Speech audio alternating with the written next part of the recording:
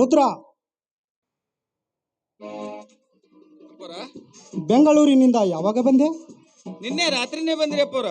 ಭಾಳ ಹೊತ್ತಾಗಿತ್ತು, ಅದಕ್ಕೆ ಈ ಕಡೆ ಬರ್ಲಿಕ್ಕೆ ಆಗ್ಲಿಲ್ರಿ. ಹೌದಾ, ಹೌದು. ಇರಲಿ. ಒಳಗಡೆ ನನ್ನ ಪಾದರಕ್ಷೆಗಳಿವೆ, ತೆಗೆದುಕೊಂಡು ಬಾ. ಆಯ್ತ್ರಪ್ಪ.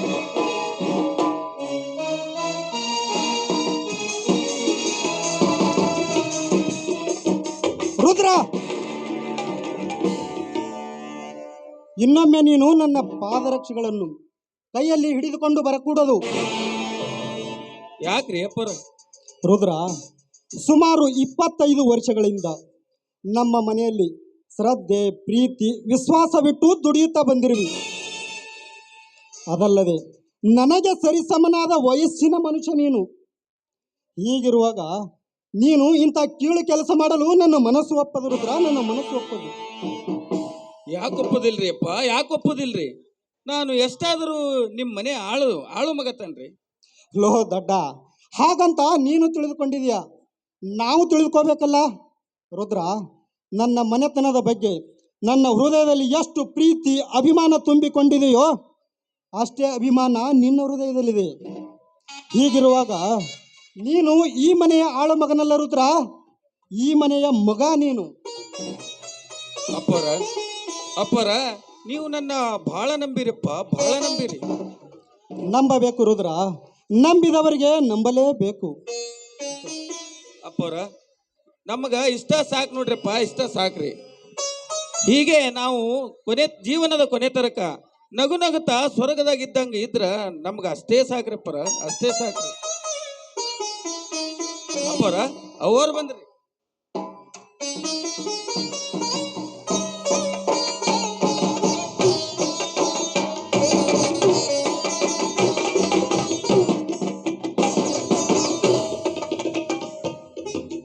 ರುದ್ರ, ಬೆಂಗಳೂರಿಂದ ಯಾವಾಗ ಬಂದೆಪ್ಪ? ಅವರ ನಿನ್ ರಾತ್ರಿನೇ ಬಂದ್ರಿ.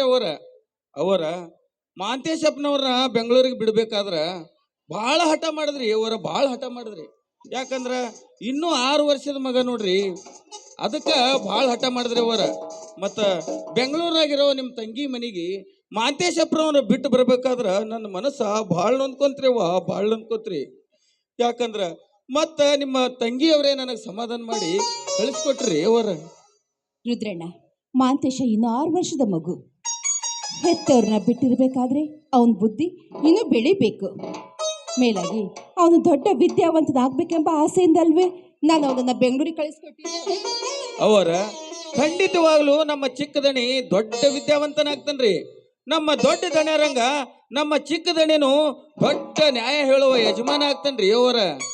ನಿಮಗಾದ್ರು ಗಂಡಾದ್ರು ಅವನ, ಹೆಣ್ಣಾದ್ರು ಅವನ. ಈ ಮನೆಗೆ ಮುಂದೆ ಯಜಮಾನ ಆಗೋನು ಅವನೇ ತಾನ್ರಿ ಮೇಡಮ್. ನಿಜ ರುದ್ರಣ್ಣ, ನಿಜ ನಿನ್ನ ಮಾತು. ನನಗೇನು 10 ಮಕ್ಕಳಿಲ್ಲ, ಇರೋನು ಒಬ್ಬನೇ ಮಗ. ಮುಂದೆ ಮಕ್ಕಳು ಆಗೋದಿಲ್ಲ ಅಂತ ಡಾಕ್ಟರ್ ಖಂಡಿತವಾಗಿ ಹೇಳಿಬಿಟ್ಟಿದ್ದಾರೆ. ಮಾಂತೇಶ ನನ್ನ ಹೊಟ್ಟೆಯಲ್ಲಿ ಹುಟ್ಟಿ ಬಂದಿದ್ದು ನನ್ನ ಪೂರ್ವ ಜನ್ಮದ ಪುಣ್ಯ ಅಂತ ಭಾವಿಸಿದ್ದೇನೆ. ಆದರೆ ಅವನನ್ನು ಹಡಿಬೇಕಾದ್ರೆ 10 ಅಮಾವಾಸ್ಯೆ ಹರಕ್ಕೆ ಹೊತ್ತು ಹೆತ್ತ ಹಡದ ಮಗನಪ್ಪ ಅವನು. ಮಹಾದೇವಿ, ನೀನು ಮಗನನ್ನು ಪಡೆಯಬೇಕಾದರೆ ನೀನೊಬ್ಬಳೇ ಹರಕೆ ಹೊತ್ತಿಲ್ಲ, ಅದಕ್ಕೆ ನಮ್ಮ ರುದ್ರ ಕೂಡ ಹರಕೆ ಹೊತ್ತಿದ್ದ. ಹೌದೇನ್ರಿ? ಹೌದು ಮಹಾದೇವಿ, ನಿನ್ನ ಹೊಟ್ಟೆಯಲ್ಲಿ ಒಂದು ಗಂಡು ಮಗು ಹುಟ್ಟಿದರೆ ಊರಲ್ಲಿರುವ ಎಲ್ಲ ದೇವರಿಗೆ ತುಪ್ಪದ ಅಭಿಷೇಕ ಮಾಡಿಸ್ತೀನಿ ಅಂತ ನಮ್ಮ ರುದ್ರ ಹರಕೆ ಹೊತ್ತಿದ್ದ. ಮಹಾದೇವಿ, ರುದ್ರ ನಮ್ಮ ಮನೆಯಲ್ಲಿ ಸಣ್ಣವನಾಗಿ ದುಡಿದರೂ ನಮ್ಮ ಮನೆತನದ ಮೇಲೆ ದೊಡ್ಡ ಅಭಿಮಾನವಿಟ್ಟಿದ್ದಾನೆ. ಮಹಾದೇವಿ, ದೊಡ್ಡ ಅಭಿಮಾನವಿಟ್ಟಿದ್ದಾನೆ. ರುದ್ರಣ್ಣ, ನಿನಗೇನಂತ ಕರಿಬೇಕಪ್ಪ? ನಾವು ವಯಸ್ಸಲ್ಲಿ ಚಿಕ್ಕವನಾದರೂ ನೀತಿಯಲ್ಲಿ ಬಹಳ ದೊಡ್ಡ ನೀನು. ನಿನಗೆ ಮಕ್ಕಳಾಗದಿದ್ರೆ ಬೇರೆಯವ್ರಿಗೆ ಮಕ್ಕಳಾಗ್ಲಿ ಅಂತ ಆ ದೇವ್ರ ಹತ್ರ ತುಪ್ಪದ ಅಭಿಷೇಕ ಮಾಡಿಸ್ತೀನಿ ಅಂತ ಹರಕೆ ಹೊತ್ಕೊಂಡಿದೆಯಲ್ಲ, ನಾನು ನಿನಗೆ ಸದಾ ಚಿರಋಣಿ ಆಗಿರ್ತೀನಿ. ಹಾಗೆ ಆದಷ್ಟು ಬೇಗ ಆ ದೇವರು ನಿನಗೂ ಸಂತಾನ ಭಾಗ್ಯ ಕರುಣಿಸ್ಲಿ ಅಂತ ಆ ದೇವ್ರ ಹತ್ರ ನಾನು ಹರಕೆ ಹೊತ್ಕೊಳ್ತೀನಿ. ಸರಿನಾ ರುದ್ರಣ್ಣ? ಅಪ್ಪರ, ಮಾತನಾಗ ಒಂದು ವಿಷಯ ಹೇಳದೆ ಮರ್ತು ಬಿಟ್ಟಿನ್ರಿ. ಅಪ್ಪರ, ಈಗ ನನ್ನ ಹೆಂಡತಿ ಗರ್ಭಿಣಿ ರೀ. ಅಪ್ಪರ, ಹಡಿಲಾಕಂತ ತವ್ರ ಮನೆಗೆ ಹೋಗ್ಯಾಳ್ರಿ. ನಾನು ಈಗ ನನ್ನ ಹೆಂಡತಿ ಊರಿಗೆ ಹೊಂಟೀನ್ರಿ. ಅಪ್ಪರ, ಹೊಂಟಿರ್ಬೇಕು. ಹೋಗ್ಲಾರ್ದೆ ಏನು ಮಾಡ್ತೀಯಾ? ರುದ್ರ, ಇಷ್ಟು ದಿವಸ ಈ ವಿಷಯ ನಮ್ಮ ಮುಂದೆ ಏಕೆ ಹೇಳಲಿಲ್ಲ? ನಾನು ನನ್ನ ಹೆಂಡತಿ ನಿಮ್ಮ ಮನೆಗೆ ಬಂದು ನಿನ್ನ ಸೀಮಂತ ಕಾರ್ಯ ಮಾಡುತ್ತಿದ್ದೆವು. ರುದ್ರ, ಈ ವಿಷಯ ನಮಗೆ ತಿಳಿಸಬಾರದೆ? ದಣಿರ ತಿಳಿಸ್ಬೇಕಂದಿದ್ರಿ, ಆದ್ರ ಸ್ವಲ್ಪ ನಾಚಿಗೆ ಬತ್ರಿ, ಅದಕ್ಕೆ ತಿಳಿಸಿ.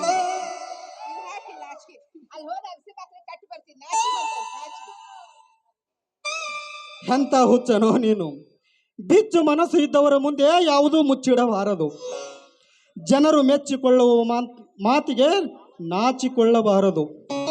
ರುದ್ರ, ನಿನ್ನ ಹೆಂಡತಿಯ ಹೆರಿಗೆಯಾದ ಮೇಲೆ ನೀನು, ನಿನ್ನ ಮಗ, ನಿನ್ನ ಹೆಂಡತಿ ನೇರವಾಗಿ ನಮ್ಮ ಮನೆಗೆ ಬಂದು ಬಿಡಿ. ನಿನ್ನ ಮಗನ ಕೊರಳಲ್ಲಿ ಚಿನ್ನದ ಸರ ಹಾಕಿ ನಿನ್ನ ಮನೆಗೆ ಕಳಿಸಿಕೊಡುವೆ. ಯಾಕ್ರಿ ಹಾಗಂತೀರಾ? ರುದ್ರಣ್ಣ, ನಿನಗೆ ಮೊದಲ ಸಲ ಹುಟ್ಟೋದು ಹೆಣ್ಮಗು. ಆ ಮಗುನ ನಮ್ಮ ಮನೆ ಕರ್ಕೊಂಡು ಬಾ. ನಾನು ಅವಳಿಗೆ ಚಿನ್ನದ ಸರ ಹಾಕಿ ಕಳಿಸ್ತೀನಿ. ಏನಂತ? ಇಲ್ಲ ಮಾದೇವಿ, ನಮ್ಮ ರುದ್ರನ್ಗೆ ಹುಟ್ಟೋದು ಗಂಡು ಮಗುನೇ. ಇಲ್ಲ ರೀ, ರುದ್ರಣ್ಣನಿಗೆ ಹುಟ್ಟೋದು ಮೊದಲ ಸಲ ಹೆಣ್ಣು ಮಗುನೇ. ಇಲ್ಲ ಮಾದೇವಿ, ನಮ್ಮ ರುದ್ರಾಗ ಹುಟ್ಟೋದು ಗಂಡು ಮಗುನೇ. ಇಲ್ಲ ರೀ, ಹೆಣ್ಣು ಮಗು. ಇಲ್ಲ ಮಾದೇವಿ. ನಿಂದ್ರಿ ಅವರ ನಿಂದ್ರಿ, ಅಪ್ಪರ ನಿಂದ್ರಿ. ಎಷ್ಟು ಗಡಬಡ್ ಮಾಡ್ಲಾಗತ್ತೀರಿ ಅವರ? ನೋಡ್ರಿ, ಮೊದಲ ನಾನು ಹೆಣ್ತಿ ತಣ್ಣಗ ಹಡಿಲ್ರಿ, ಆಮೇಲೆ ನೀವಿಬ್ರು ಕೂಡಿ ಏನೇನ್ ಹಾಕ್ತಿರಿ ಹಾಕಾಗಂತೀರಿ. ಈಗ ಮೊದಲ ನಾನು ಹೆಣ್ತಿ ಊರಿಗೆ ಹೋಗಿ ಬರ್ತೀನಿ ರೀ ಅವರ. ಅಪ್ಪರ, ನಾನಿನ್ನ ಹೋಗ್ಬಲ್ರಿ, ಅಪ್ಪಡೆ ಕೂಡಿ ಹೋಗಿ ಬಾ ರುದ್ರ, ನಿನಗೆ ಒಳ್ಳೆಯದಾಗಲಿ. ಆಯ್ತ್ರಿ ಅಪ್ಪರ, ಆಯ್ತ್ರಿ ಅವರ, ನಾ ಹೋಗಿ ಬರ್ತೀನಿ.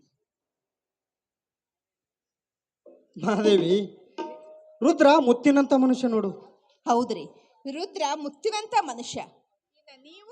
ನೀವು ಬಂಗಾರದ ಮನುಷ್ಯರು. ಮತ್ತೆ ನೀನು?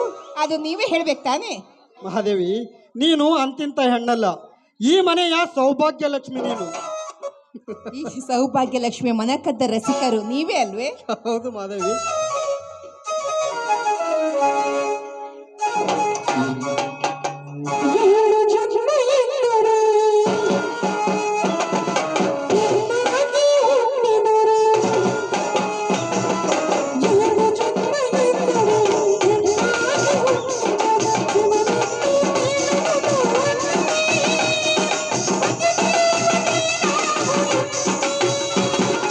ಏಳು ಜನ್ಮ ಇದ್ದರೆ ಗಂಡಾಗಿ ಹುಟ್ಟಿದರೆ